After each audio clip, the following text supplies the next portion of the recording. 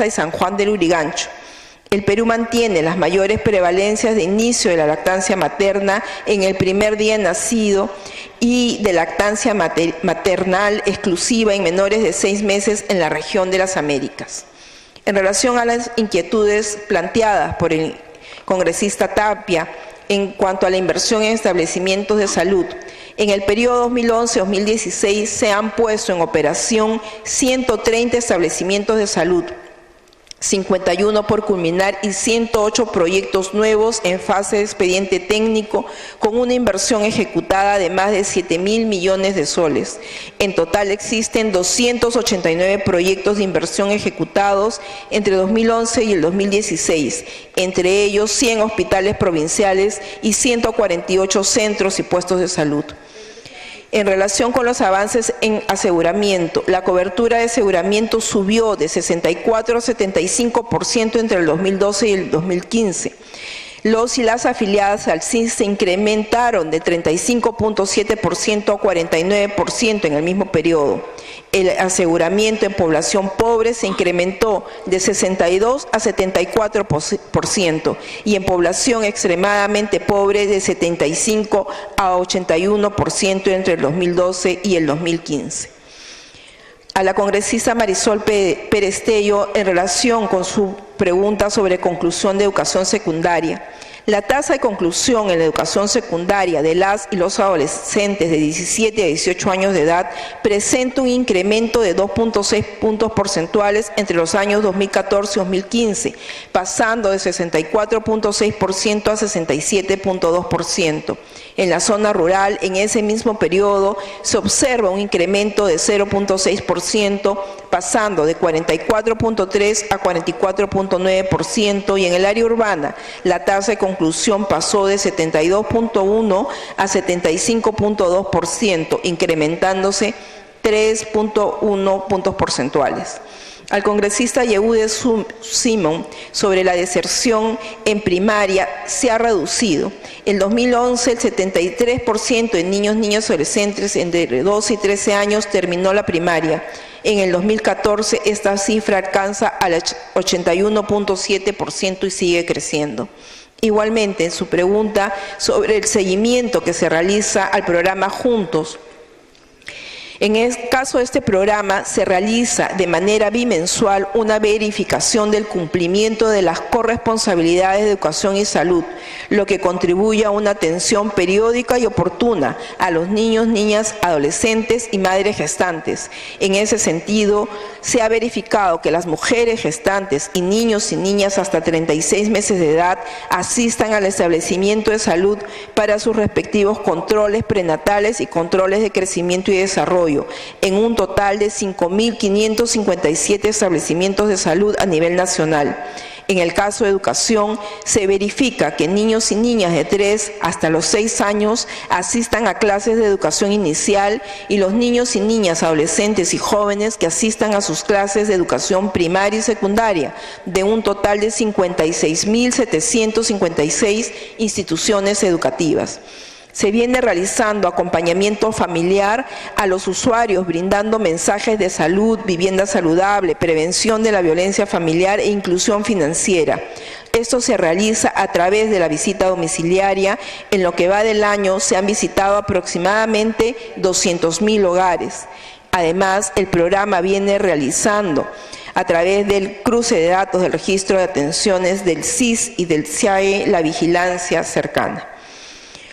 A la congresista Marisol Pérez Tello, frente a la preocupación de qué acciones ha realizado el Ministerio de la Mujer para dar atención a los niños y niñas que viven con sus madres en los establecimientos penitenciarios. En el marco de las políticas de protección integral a las niñas, niños y adolescentes, a través de la Dirección de Investigación Tutelar de la Dirección General de Niñas, Niños y Adolescentes, se han realizado diferentes acciones.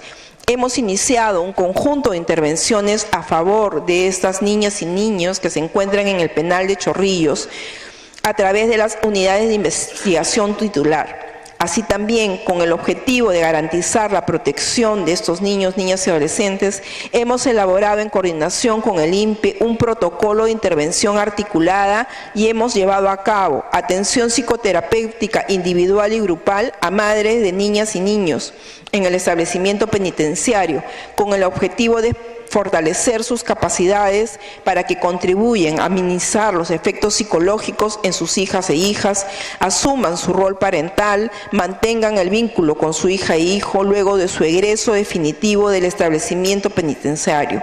Asimismo, atención psicosocial a los referentes familiares de estos niños y niñas a fin de fortalecer sus capacidades personales y gestionar servicios que contribuyan a conducir el proceso de adaptación de la niña o el niño en el entorno familiar.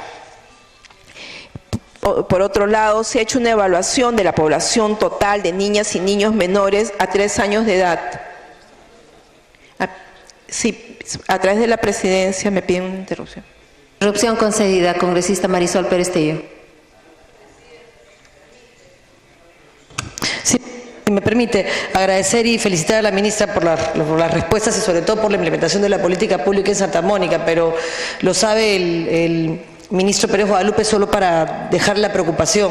Lo grave no es en Lima, porque en Lima, desde que la congresista Cuculiza era ministra de la Mujer y desde quienes aquí, varios de ellos, han estado en INPE, se ha logrado hacer algo. Hay una buena cuna, una cuna que no tiene nada que envidiarle a muchas otras cunas de nuestro país. El problema son los niños en los penales al interior del país. Yo conozco 3 de ellos, uno de ellos Cajamarca, y ahí hay 3 niñitos que están, o sea, no solo no hay cuna, sino que no existe posibilidad material de INPE de atenderlos, y tampoco se le puede trasladar a la señora a Lima porque la desarraigas. Entonces sí le pediría que en todo caso, sé que es un número pequeño, son 200 niños en la época en la que tenía la data al día, deben ser hoy 220 porque cambia, pero los niños de provincia son los más afectados y los que necesitan más atención del Estado. Yo le pediría que se pudiera interactuar con las postas más cercanas para que por lo menos tuvieran atención por ahora hasta que la política se implemente.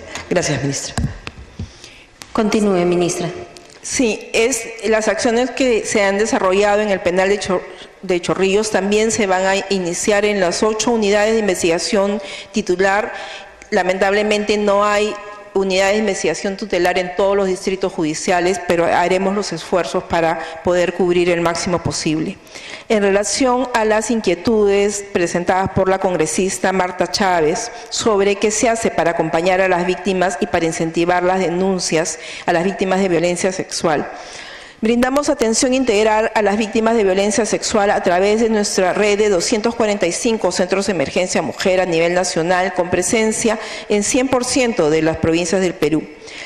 Sin embargo, quiero precisar que justamente frente a la problemática de la violencia sexual de adolescentes y el embarazo producto de ello, el Ministerio de la Mujer a través del INAVIF ha implementado 3 centros de atención residencial Vidas en Lima, Junín y Loreto para atender integralmente a las adolescentes gestantes, madres adolescentes y sus bebés.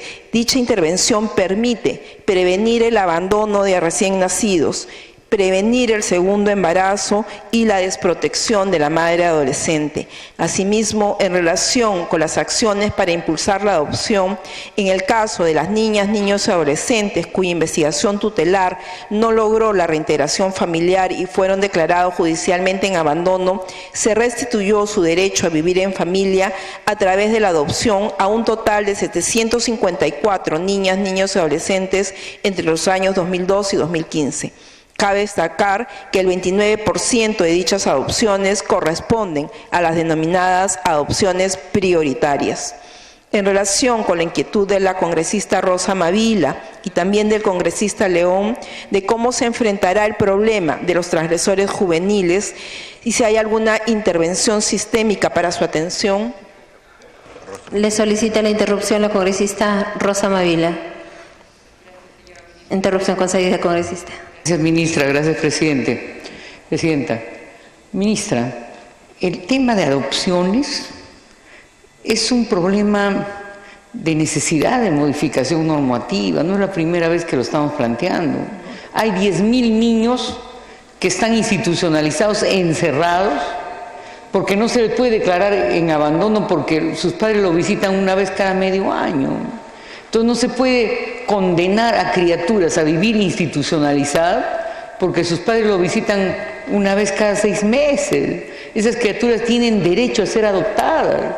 Y entonces toda la normatividad burocrática en materia de adopciones tiene que ser corregida poniendo por delante el interés superior del niño. Disculpe, yo no la quiero mortificar, pero ese es el tema de fondo. Hay una burocracia del Ministerio de Familia que vive en la protección de 10.000 menores, ¿no es cierto?, que no pueden ser declarados en abandono porque uno de sus progenitores los visita, pero este progenitor no asume pues el deber que corresponde realmente a la patria potestad. Entonces vive del Estado y esa es la problemática. Continúe, ministra. Sí, comprendo y comparto la preocupación de la congresista Rosa Mavila. El tema de adopciones es un tema que sin duda es parte del paquete normativo que debe revisarse por parte del Congreso, y nosotros estamos en función del cumplimiento de la ley, teniendo la obligación de restituir el derecho de vivir en familia a los niños, niñas y adolescentes, y a eso nos estamos abocando. Por eso ahora, y en este gobierno, se ha descentralizado las unidades de investigación tutelar, que ahora son 8, con un esfuerzo importante que constituye no solamente tener personal ad hoc, sino también tener presencia en las regiones.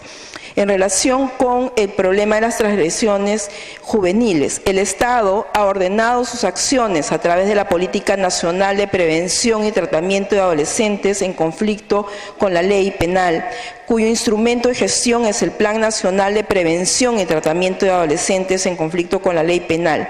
Es la primera política criminal que dicta el Consejo Nacional de Política Criminal, CONAPOC, con la finalidad de reducir el involucramiento de las y los adolescentes en conflicto con la ley penal, en el marco de la cual se han implementado redes locales y planes operativos en 14 regiones. Se han realizado acciones de prevención con 200.000 adolescentes. Por otra parte, el Ministerio Público cuenta con el programa Justicia Juvenil Restaurativa y el programa Jóvenes Líderes. El programa Justicia Juvenil Restaurativa atendió durante el año 2015 a 909 adolescentes en conflicto con la ley penal que cometieron infracciones que no revisten gravedad en los distritos fiscales donde se ha implementado el programa, evitando situaciones de vulneración de sus derechos desde la etapa policial. A la congresista Marisol Perestello, que nos presentaba una inquietud sobre la articulación, cómo incidir de manera transversal. Quiero contestar no solamente desde mi experiencia en el Ministerio de la Mujer, sino también desde mi experiencia como secretaria general de la PCM. Creemos que la constitución de mecanismos como la Comisión Multisectorial Permanente, que monitorea el PENAYA, y el Plan Nacional de Igualdad de Género son buenos instrumentos para el y la articulación, así como los sistemas de indicadores.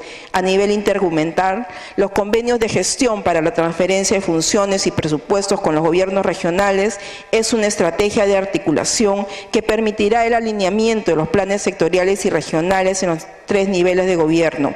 Pero también y especialmente creo que los programas presupuestales por resultados que incorporen a varios sectores y a diversos niveles de gobierno serán más eficaces para el impacto efectivo de esta articulación. Como ven, ni evadimos responsabilidad ni ocultamos cifras. Estos informes reflejan avances y retos en la implementación de políticas, normatividad y acciones concretas, como por ejemplo el presupuesto asignado a la lucha contra la violencia familiar y sexual, que en el presente gobierno se triplicó, por la cobertura al 100% de las provincias con los centros de emergencia mujer. Así también, por ejemplo, se ha puesto especial énfasis en desconcentrar las unidades de mediación tutelar en 1/3 de los distritos judiciales, la atención preventiva a los niños, niñas y adolescentes en situación de calle a través de programas como Yashay. Otros sectores también han presentado avances que en menor o mayor medida están contribuyendo al desarrollo de la infancia y adolescencia y la construcción de una sociedad más justa y equitativa entre varones y mujeres. Y si no hemos podido abordar acá todas las preguntas, estaremos respondiendo por escrito a aquellas que hayan quedado sin respuesta. Sin embargo, quedan pendientes algunos desafíos que deben ser considerados por el próximo gobierno y parlamento.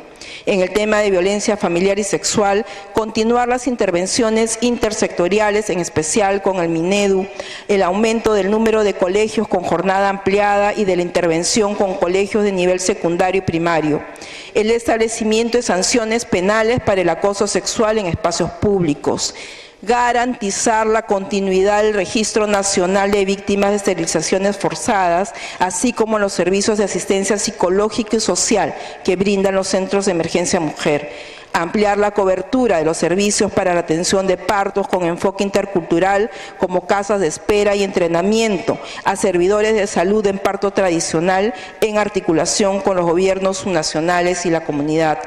Mantener en la escuela adolescentes embarazadas o madres con facilidades, por ejemplo, instalando lactarios en las escuelas.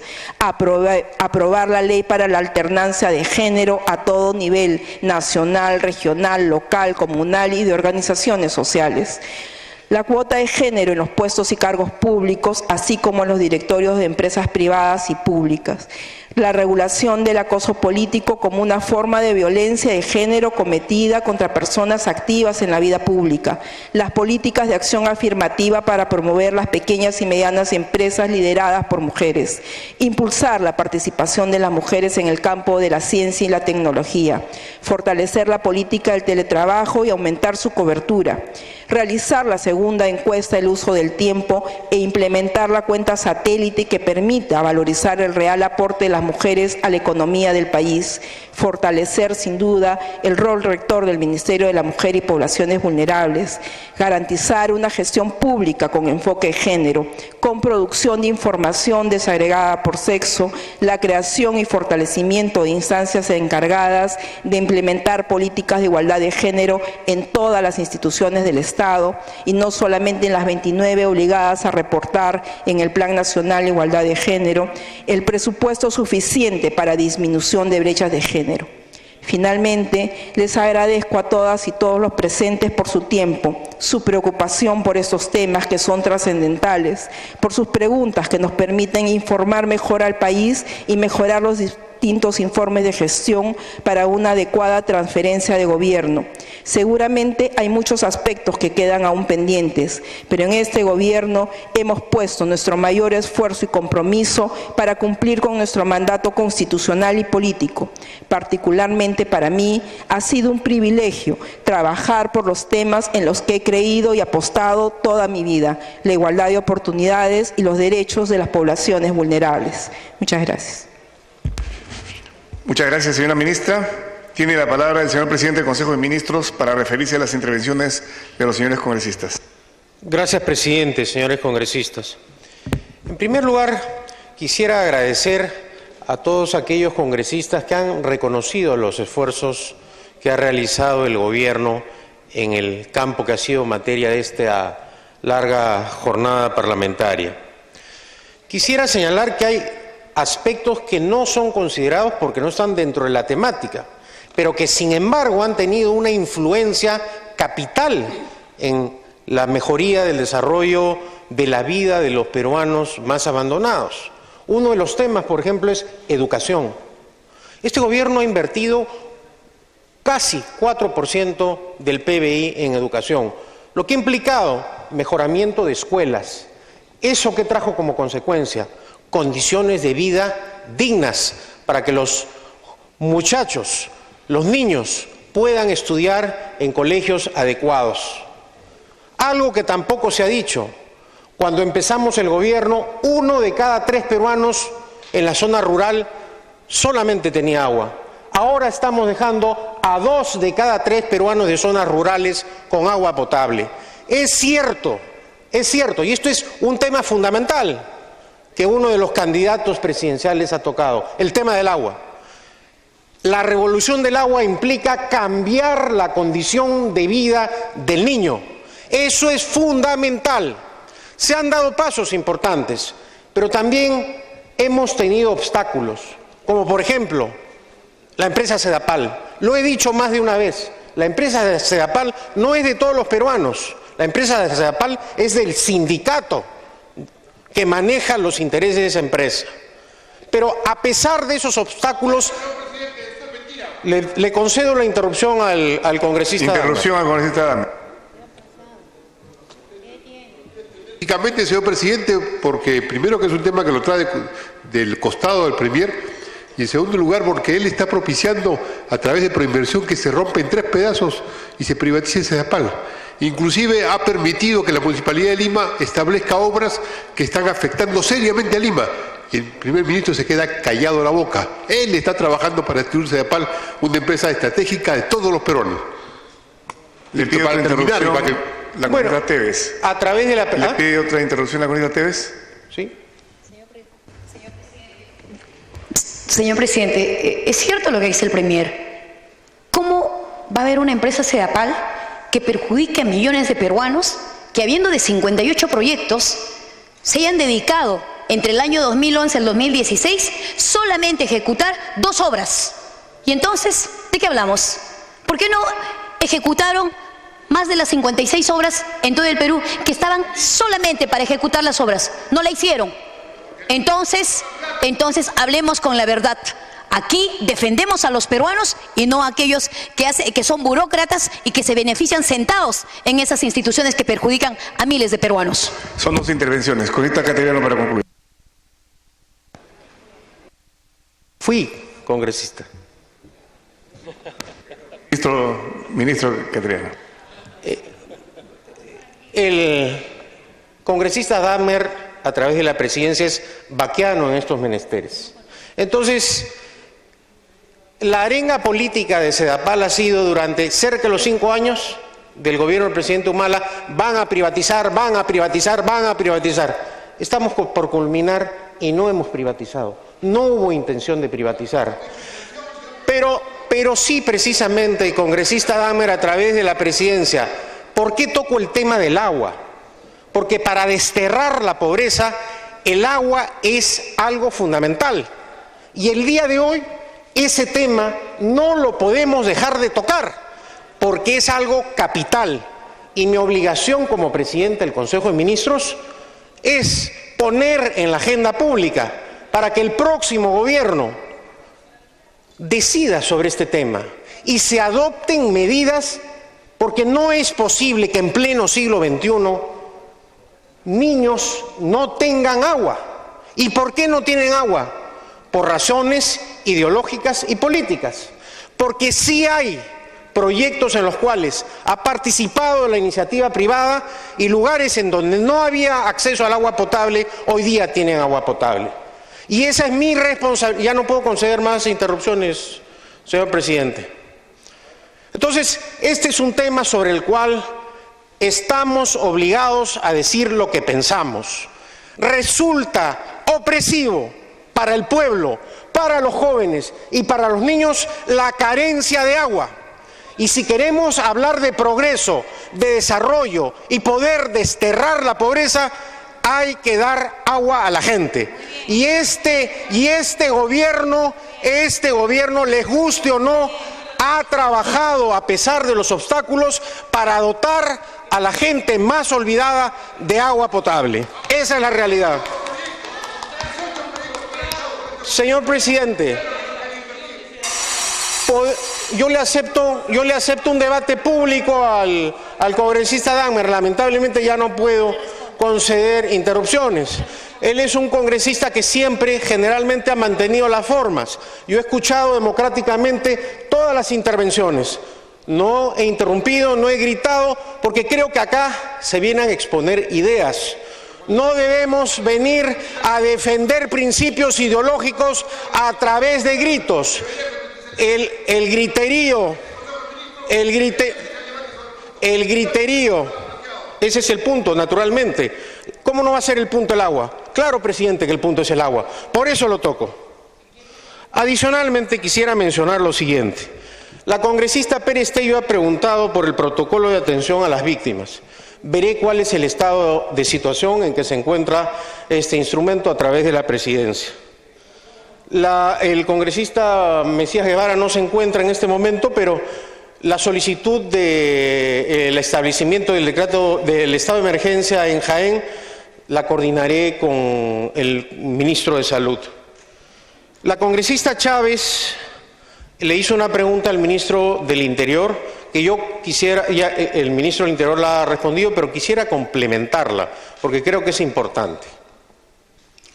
Las Fuerzas Armadas y la Policía Nacional en este proceso electoral han tenido una actuación impecable, profesional, cumpliendo lo que establece la Constitución y la ley y sometidas al poder civil, como debe ser en un sistema democrático. Este gobierno no ha empleado al ejército como partido político. Este gobierno no ha sustraído recursos públicos del Ministerio de Defensa ni de ningún ente del Estado para favorecer candidatura alguna. Y eso es lo que debe acontecer en la democracia. Las Fuerzas Armadas deben cautelar, vigilar un proceso electoral, no deben intervenir. Y eso es lo que ha acontecido en honor a la verdad. Y esto lo reconocen, bueno, señor presidente, si la preocupación constitucional de la congresista Chávez es el de votar, que también se preocupe por el de ser elegidos, porque el derecho es elegir y ser elegidos. Y acá no ha habido ninguna amenaza, ni conculcación, ni orden política para impedir, señor presidente. Si usted me dejan...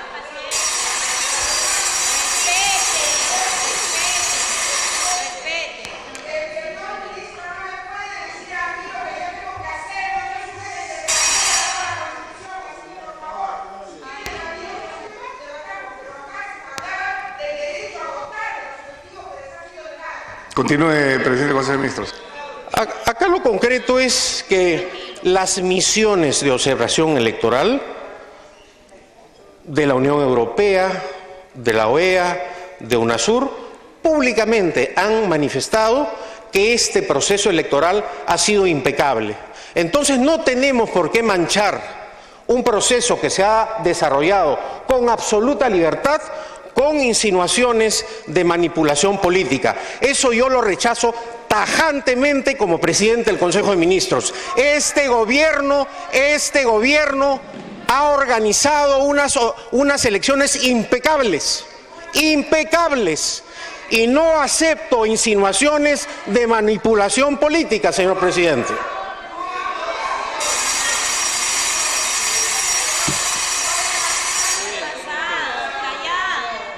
Puede continuar, señor presidente del Consejo de Ministros. Señor presidente, si ahora son así de minoría, ¿cómo serán de mayoría, señor presidente? Si ahora el grito es la consigna política, ¿cómo serán esos 73 congresistas, señor presidente, cuando impiden hacer uso de la palabra al presidente del Consejo de Ministros? Continuamos con el tema, señor presidente del Consejo de Ministros. Termino, señor presidente, brevemente. Lo concreto, y se puede advertir y comprender de las intervenciones de los señores parlamentarios, es que se requiere más presupuesto para todos los casos. Ya lamentablemente se retiró la congresista Schaeffer. Piura, por ejemplo, una región tan rica, pero se opone a la inversión minera. Piden presupuesto, pero se oponen a la minería. Entonces, señor presidente, Las Bambas, 11.000 millones de dólares en inversión minera durante este gobierno. Ampliación de Cerro Verde, 5.600 millones de dólares en este gobierno. Toromocho, 2.500 millones de dólares. Constanza, 2.000 millones de dólares más. Eso es lo que requerimos. Inversión nacional y extranjera, generar riqueza, generar puestos de trabajo. Esa es la única manera de desterrar la pobreza.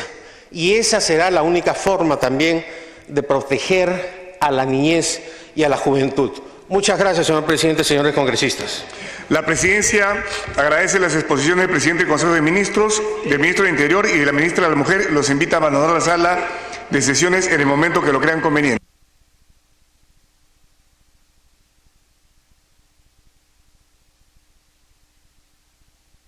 Se suspende la sesión por breve término.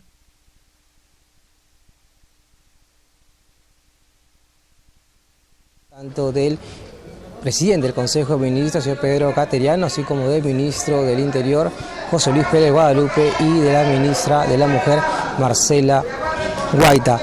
En esos instantes, el presidente del Parlamento Nacional ha suspendido la sesión en breve para despedir a los ministros que llegaron para informar en cuanto al plan de acción contra la trata de personas, el Plan Nacional de Acción por la Infancia y la Adolescencia, así como los avances del cumplimiento de la Ley de Igualdad de Oportunidades. El día de mañana a las 10 de la mañana.